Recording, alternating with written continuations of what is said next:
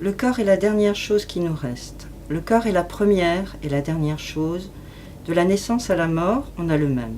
Il ne change pas, quoi qu'on en dise.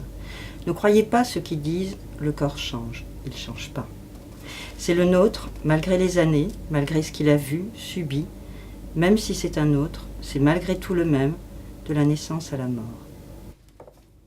C'est pas un coup de cœur, c'est un coup de poing en fait dans l'estomac, parce que c'est un livre d'abord très original dans son sujet, parce qu'on parlera. Donc c'est un livre qui parle de femmes. On apprend qu'elles sont rarement bien dans leur peau, que leur corps les satisfait très rarement, que même si tout va à peu près bien, mais il y aura toujours quelque chose qui ne va pas, que l'âge peut faire des ravages, puisqu'on rencontre dans cet institut, puisque c'est dans un institut de beauté que ça se passe, qu'on rencontre toutes sortes de femmes, des jeunes, des moins jeunes, des femmes très âgées. La beauté, c'est une sorte de coïncidence des années et du corps. Et c'est ça pour moi la beauté. Donc les origines, c'est une composante de la beauté pour moi. L'idée de départ, moi je n'ai jamais été esthéticienne, j'ai déjà fait beaucoup de métiers, mais pas celui-ci. L'idée, c'est que j'étais déjà cliente pour des petites choses. Et comme toutes les autres clientes, je pense que je me suis confiée à cette personne, parce qu'on reste une heure, on est à poil, on est complètement sans défense dans un vase clos, donc on se confie, surtout si on revient et qu'on retombe sans arrêt sur la même personne.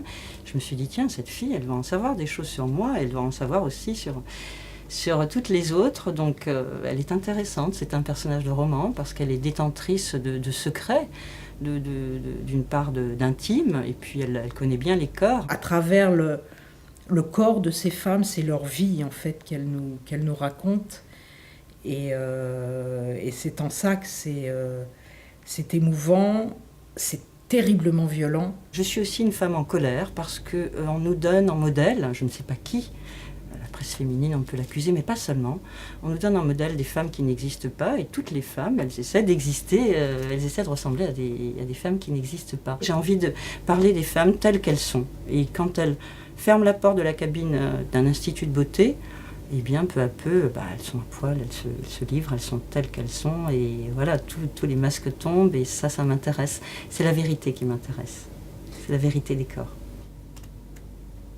Mon écriture est physique, elle est très physique. Quand j'écris, je me coupe la tête, j'essaie de ne pas être cérébrale du tout. J'écris avec ma peau, avec mes bras, mes jambes, enfin à peu près tout sauf ma tête.